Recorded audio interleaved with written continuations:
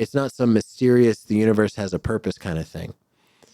It's this discouragement right here as you fight against it and look to trust the Lord and stop believing your heart and stop trusting your feelings. As you do that and continue to press into the Lord and other people and refuse to isolate yourself, that is conforming you more and more into the image or the likeness of Jesus Christ.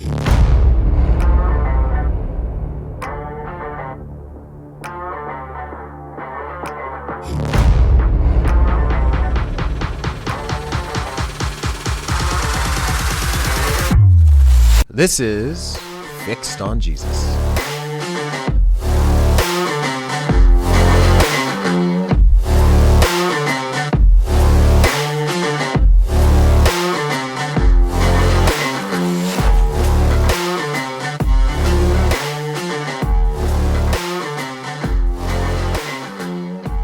Hey everybody, welcome to Fixed on Jesus. This is a podcast of Center Church in Gilbert, Arizona. My name is Rich. Joining me is Mark Johnson Jr. Hello, Rich. Hello, Mark. And behind the glass, we have Heather Corbitt. She waves this time. She didn't say anything. We're coming to you from Gilbert, Arizona, which is in the West. And, you know, much like the wild stagecoaches from the past, sometimes you hop on this and you never know where you're going to end. You know it's going to be bumpy. You know it's going to be scenic, but you know it's going to be eventful. And so that's kind of what we're doing here is we're on a stagecoach to who knows where, and the air conditioner's broken in this room that we're in right now. And so, trust me, it's harder for us than you. Oh, that's right. What are we talking about today, Mark? Well, there's a lot of things we could talk about, but this one specifically hits home. Hopefully it hits home for others. What do we do when we're discouraged? Is it normal? You know, what do we do when we're discouraged? Oh, man. I mean, I know, big umbrella question. Huge question, but every Christian, and the air just kicked on too, so I didn't hear it. Less discouraged. Every Christian goes through time and seasons of discouragement, right? So I think one of the big mistakes is that people can think that if I'm discouraged, that somehow I lack faith or I am somehow not pleasing to the Lord. You know, life just sometimes goes sideways, right? Life goes sideways. Read Ecclesiastes, read Job. You've got those two books. You got Lamentations. Life goes sideways and pops us in the mouth and wants to grind us into powder. And we wouldn't be human if we weren't discouraged by some of the things that life brings our way, right? Yeah. And so it's a normal part of existence, and it's a normal part of Christian existence. And so that, like, I think sometimes people can be discouraged because they're discouraged. Yeah. Which discouragement's part of life. I mean, I don't want anybody to be there for any length of time, but it's part of life. You know, it's not like you failed. It's just like, okay, you're human, right? Yeah. It's just like getting sick. All of us get sick. You know, we all get sick. And so like, okay, how do we deal with that? And so discouragement is one of those things. And so I think there's a lot of Christians who sort of want to deny that they're discouraged because they feel like it's unbiblical to be discouraged. Yeah. And to them, I would say that's a lie. Yeah. And I say that's a lie because of the Psalms. I mean, gracious, 150 Psalms. Of the 150 Psalms, more than 1/3, 60 to 65, have an element of lament in them. Another way to say that is they complain. Yeah. They complain to the Lord. Mm-hmm. And so, man, I mean, they complain to the Lord about the things that they're going through. Yeah. And so it's not godly to deny how you're feeling. Now, we don't want to invest our feelings with ultimate authority. If we do that, you know, it's like following your heart, and that's the worst thing you can do. But we don't want to invest our feelings with ultimate authority, but at the same time, we don't want to ignore our feelings. And so we want to make sure that the discouragement that we feel, we just want to acknowledge that, recognize that, tell people that, and just be aware, right? Yeah. It's normal. It's normal. And so I see this a lot I see discouragement a lot for people who are going through illnesses or life situations they didn't anticipate. Right? The surprise element. Yeah, there's surprise. Like, I didn't think my kids would walk away from the Lord like they did. I'm discouraged. Or what did I do wrong because my kids aren't Christians? Yeah. Or why am I being punished by God because I have fibromyalgia? Or why won't the Lord save my parents? Why can't I hold a job that I like? Like all kinds of stuff, right? Yeah. We're human, and so to deny that those things aren't hard or that they don't affect us is denying our humanity. Yeah, there's no reason to cover it up or act like it doesn't exist. No, right. In fact, one of the worst things you can do is to isolate when you're discouraged. In fact, that may be the worst. Yeah. You isolate when you're discouraged, and what you're doing is you're setting yourself up for failure. Yeah, those thoughts and maybe even unhelpful thoughts grow in that isolation. Absolutely. When you isolate yourself from other people. Yeah, you need the perspective of others. You do, of Christians and mature Christians, not everybody. Yeah. Right? And so, and you know, you can be isolated from other people in a room full of people because there could be New York City. Or here even, but you could be, none of them might not know what you're going through, right? Yeah. And so, like, you got to be known. You got to know and be known by people so that they can understand why this is going on, right? Right. So is discouragement always an attack from the evil one or his minions? No, definitely not. Can it be? It could be, but most of the time I don't think it is. Most of the time discouragement is life situation stuff. Yeah. Right. There are times where the evil one affects us, right? And so absolutely, it's a normal part of life, and we need to be equipped, because when we suffer, and all of us will suffer, if we aren't equipped to expect suffering and to understand that that is going to discourage us, we will fall and falter. And that's dangerous. And so we don't want to isolate ourselves. We want to let other people know. Yeah. Right. We just want to let other people know how we're doing. Right. And so when somebody you trust and somebody you know is wise asks you how you're doing, and you say, great, when you're not doing great, that's a lie. Not helpful either. And it's not helpful. Right. You need someone to come alongside and encourage you. Right. Yeah. Sometimes we're like, one of the things we need to know is, like, we need to know the kinds of situations that makes us discouraged, right? All of us have different things that make us discouraged. Yeah. We need to be aware of that so that we know when we're walking into a situation that's tempting, or when we are going to face something that's going to be hard, so that we can know what to expect. Yeah. Right. And so that's a real powerful thing, just to know yourself and know that, like, this situation, if it goes south, will discourage me. And I need to let someone else know that I'm walking into a situation like that.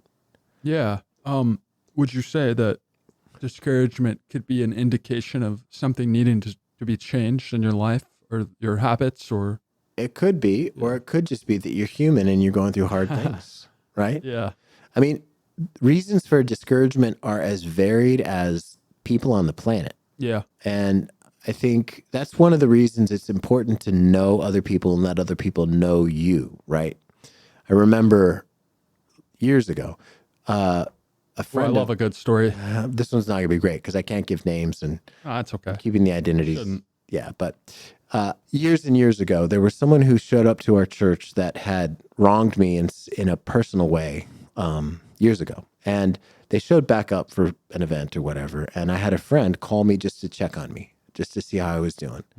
Because he knew that a temptation of mine is, it's a temptation when people who I've trusted in the past betray, or, go against their word or whatever, right? Or treat unfairly. And so he knew that was a temptation for me, and he called me and asked me how I was doing. I really appreciated that, and I'll never forget it. Yeah. And so everybody's tempted in different ways. And so, like, I think, when it comes to discouragement, I think it's helpful just to be living in the Psalms on a regular. I read a psalm a day Psalms. All the time. Yeah. I mean, because it speaks to the whole experience of mankind, right? It's not this, like, sometimes people can grow up in church settings where to acknowledge a problem gives it power. It seems like it gives it power. That's the world would say that too. And that's dumb. Yeah. Or to assume that every problem is a lack of faith or sin. That's dumb too. Mm-hmm. And so, like, sometimes we have to remember we live in a fallen world. Yeah. That we're the closest to hell we'll ever get right now. And so we should Praise God for that. Amen. We should expect things to be hard here, and it's going to be harder than we think.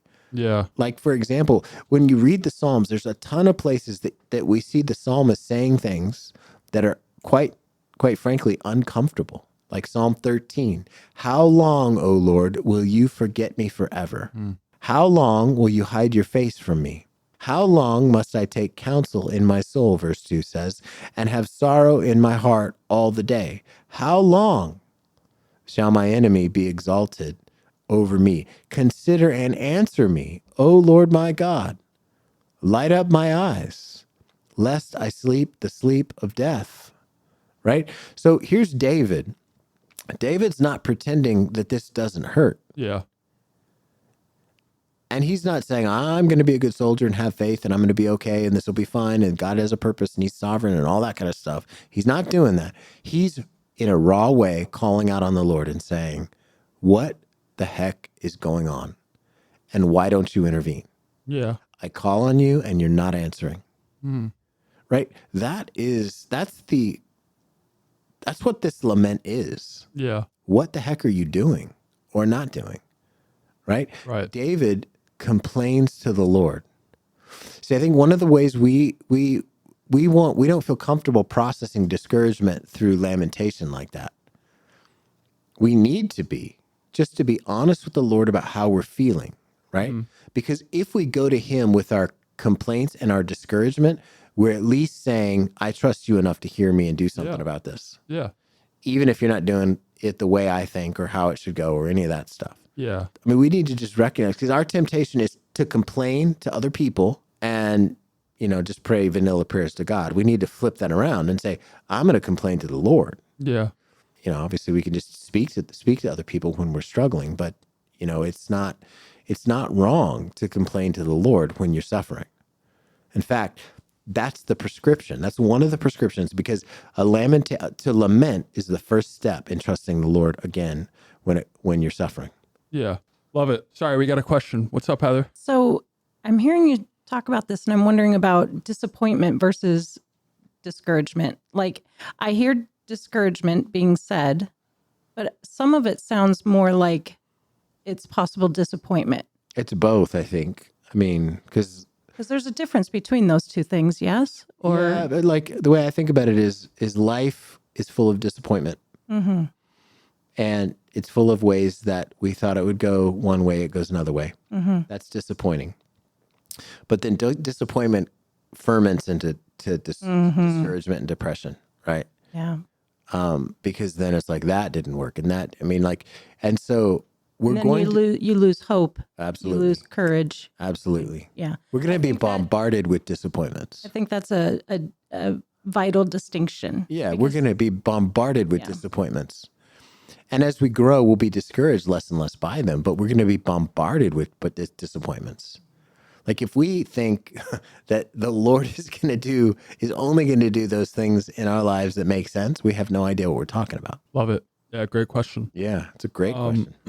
Just to follow up, you spoke of your friend who encouraged you, and that probably was a faithful model, but let's say you have a friend or a family member who's discouraged. Yep. What should you do to help them? How can you be there for them? What can I do to help them? Yeah. Yeah. So I think that's a great question. One of the things we can do is just recognize that sometimes discouragement can be so deep. What the person needs is not answers, but just companionship. Yeah. Friendship, companionship. Yeah, right. Like, let's say somebody experiences the tragic death of a loved one. There's no answers then. Yeah. You show up and you weep and you grieve and you're just there, right? So many times when I've gone to the hospital with people who are dying and the family members around them, there's nothing to say. The moment, that's not the moment for answers. That's the moment for prayer and companionship, right? Yeah. And so I also, and you don't want to jump to this quickly, but if someone's discouraged and I know, and they're friends and, I've grieved with them and I really understand where they're coming from, what I'm going to want to do is subtly try to help them identify if there's any lies they're believing. Right? The theological side of it, or what they're telling themselves. What they're telling themselves, right? Like, what are they telling themselves that is causing them to be discouraged, right? Yeah. Because sometimes they're believing this lie that, they might believe, because I trust the Lord, I should have everything go well. Yeah. Right? That's a lie. Yeah. Speaking of lies, I think for me personally, one of the lies I find myself thinking about, or one of the things I think about, is when I find myself discouraged. It can be, but it's never over something radically bad that happened. I feel like I almost don't have a right to be discouraged. Like I almost feel guilty that I'm discouraged over something that seems so small in comparison to some of the things other people have to be discouraged over. Right. And that almost just makes it worse. I'm like, why am I discouraged about this? Like, wrong expectations or even disappointment. I don't know what it is. I'm just like, why do I feel this way? Yeah, I mean, it's a deadly trap to compare ourselves to others. Either what other people receive or don't receive, what we receive or don't receive. Like, if we compare ourselves to others, we will always fail. And so when something is discouraging, we should just say it. Yeah. And not worry about like how the other person hears it, right? We can't, in some ways we can't help that. Yeah. We just need to be honest with where we are and just be able to say, hey, this is where I am. Yeah. Because if you're not honest and you don't tell anybody and they can't help you, then there's nothing to do except just sort of stuff it down and feel bad. Yeah. It's almost hard to identify the source. I don't even know if we need to. No, we don't always need to, but like a wise friend can help draw that out. Yeah. And honestly, sometimes the discouragement we face is because physically our bodies need attention. Maybe we're not getting enough sleep. Maybe we're not eating right. Maybe we're not exercising. Hydration. Maybe, all kinds of things like that, to where maybe we're sick and we don't even know it. And so like we are connected body and soul. And so when our bodies are bad, oftentimes our souls are affected. Yeah. And so that's just the way it goes, right? And so it's not always only it's disappointment a lot, as Heather pointed out, but there are multiple factors. Yeah. And so a wise friend is going to try to seek to draw those out. I think what's unhelpful is when a friend comes in and gives all kinds of just empty platitudes. Like when something bad happens. You'll be okay. You'll be fine. Trust God will work this out for the best. Trust the Lord. God's sovereign. That's all those things are worthless when someone's really struggling. In the moment, yeah. Because it sounds like empty words, even though the person doesn't mean it that way. It sounds like empty words, and that's just it's not helpful. Yeah. And so I think what we need to do is be slow to speak and quick to listen here, and quick to just draw out of the person. Say someone's discouraged, like, tell me why, help me understand what's going on, instead of just coming in with answers all the time or platitudes, right? Yeah. And so it's far more important for us, if we're going to come and try to help somebody, to try to come with a desire to understand, and in some ways sympathize or empathize and experience that disappointment with them. Yeah. And then point them to ways in which they can lay hold of the promises of God. Yeah. Right. Sometimes there are people who just need to be reminded that God is all powerful, and that, like, this has been helpful for me. Romans 8:28 and 29. And we know that for those who love God, all things work together for good, for those who are called according to his purpose. Then he goes on, for those whom he foreknew, he also predestined to be conformed to the image of his Son, in order that he may be the firstborn among many brothers. So when we read, and God, we know that for those who love God, all things work together for good. The way they work together for good is by conforming us into his image, the image of the Son, not always where we can understand. Yeah. But most of the time, probably not, right? All the hardship and troubles and trials and disappointments that we experience come to us as Christians. The Lord allows them to come to us as Christians so that we might grow in our Christ-likeness. Now, the good that we experience, we might not even be able to perceive, and oftentimes cannot perceive here on earth. But it's a good that is incremental, and it's slow, and it is working to conform us into the image of Christ Jesus. Yeah. That's the good it's doing. Yeah. It's not some mysterious, the universe has a purpose kind of thing. It's this discouragement right here, as you fight against it and look to trust the Lord and stop believing your heart and stop trusting your feelings, as you do that and continue to press into the Lord and other people and refuse to isolate yourself, that is conforming you more and more into the image or the likeness of Jesus Christ. Love it. Can you say, or would you say that conforming of the image, that discouragement can help bear additional fruit in the form of joy? You're able to see it more closely. You're able to see that you have a lot to be grateful for. And yeah, I mean, but at the same time, when we're discouraged, we shouldn't have the expectation of being joyful, right? Yeah. Sometimes we just need to fight for that, fight through that, right? Mm-hmm. So is there can there be long seasons of discouragement? Is there ever a point where you should worry that your discouragement is maybe evolving into something deeper? Yeah, there can be long seasons for sure. Yeah. I mean, some of it's personality. Some people are outgoing, sanguine, they're like Tigger, everything's gonna be fine. Yeah. And some people are like Eeyore and everything's gonna be, the sky is falling. You got to know yourself, right? And so sometimes the discouragement is brought on by our disposition. Sometimes the discouragement's real. Yeah. Right. And so most of the time, those Eeyore people are doing that to protect themselves from expectations.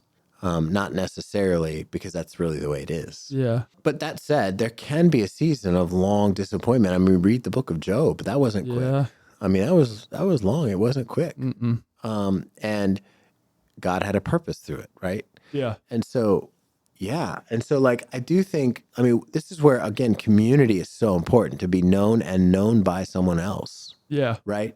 Because none of us are called to carry our burdens alone. We carry our burdens together, all of us. Yeah. Right? And that means being vulnerable and helping people know where you're weak. It means being vulnerable and helping people know where you're discouraged. It means being vulnerable to help people know where you're apt to be discouraged. Yeah. So that they can help you. Yeah, I love it. One thing that helped me was, and we all know this type of person, the person that is just full of joy every time you interact with them. Like the Lord's really bearing fruit in their heart. Yep. And they're just very upbeat and positive. Not like the fake positive where they're like real positive. Like real positive. Yeah. Because they're filled with joy. Yeah. And we all know those people in the body of Christ. And those seeking out those people to have them encourage you. And some people are gifted in encouraging others just by accident. Not the way God made them. Yeah, right, exactly. And just seeking out those people was super helpful for me. Totally. In those seasons. And stay away from the people that'll suck you dry and leave you as the sad Sallies. Well, stay away from the people that'll suck you dry and leave you like some smoking husk on the side of the road. Yes. Like those people, don't be around those people. And so misery loves company. Wow. But sometimes misery, it does. But man, like when you're discouraged, avoid the people who are negative. Avoid the people who are who will just suck you dry of everything you have and, sort of leave you grasping hope, I think I got one more. How should one approach decision-making when they recognize that they're in a season of discouragement? I think they need to be very careful. Delay? Yeah. I mean, there's a lot of people. Pray. There's a lot of people right there. There's a lot of people who believe the mirage of fresh starts. And if I just do grass this, is greener on the other side. Yeah. If I just take this job, if I just go to this church, if I just move to this city, then everything is going to be okay. It'll be a fresh start. Actually, the problem is you're going there too. With your sin and your struggles. Sin and problems. And there's no such thing as a fresh start until you get to heaven. So you got to deal with the problem. And in fact, it can be amplified and worse in the other location. Yeah. So I think every big decision should be just put on hold until you're out of the season of discouragement. Because you can't think clearly. You're not thinking clearly. You're not yourself. Yeah. And so that's just the truth. Yep. Very helpful. Thank you. That's wisdom too, I think. Thank you for answering all those questions. If you want to reach out to us, you can reach us at production@centergilbert.com. We just love your emails. We respond to all of them. Check the show notes for references and books and scriptures and all kinds of other things. We love you. See you next time. I can sing to get it started, and Heather can put this in the bloopers. One day we're going to have Rich lead worship, but definitely not me. The legions of fans. Thank you. We can sing. All right. Are you ready? The sun will come out tomorrow. There we go. Okay. I'm deliriously tired. Let's do it. Thinking about tomorrow. All right. Bet your bottom dollar that tomorrow.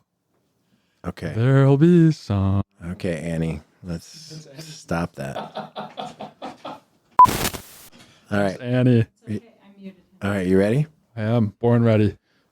All right. Ready, set, go. Boom.